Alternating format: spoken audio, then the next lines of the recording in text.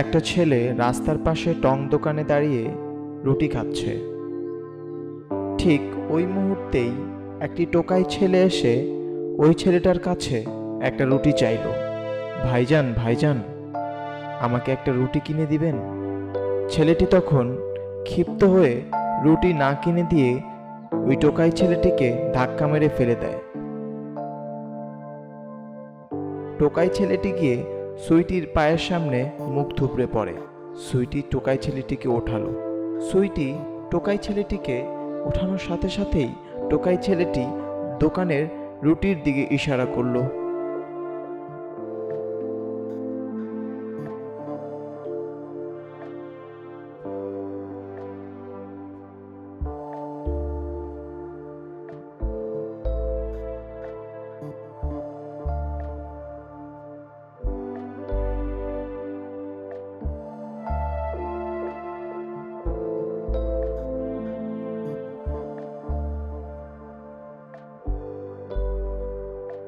সুইটি আর কোনো কথা না বাড়িয়ে দোকান থেকে গিয়ে একটা রুটি কিনে এনে টোকাই ছেলেটির হাতে দিল।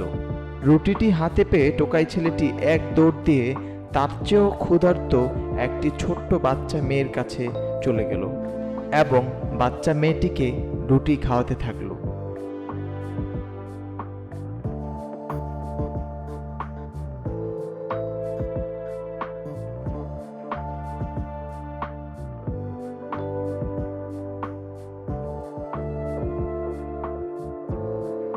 এই বিষয়টি সুইটি এবং টং দোকানের পাশে দাঁড়িয়ে থাকা ওই ছেলেটি দেখে অবাক হলো।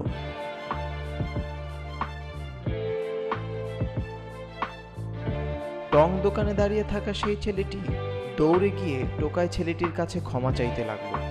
টোকাই ছেলেটি আর কোনো কথা না বলে ওইখান থেকে চলে গেল।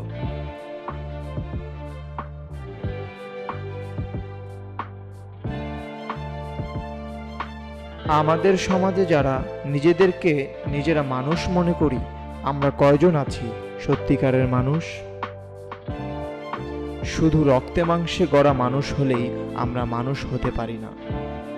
আমাদের মধ্যে মনুষ্যত্ব থাকলেই আমরা মানুষ হতে পারবো।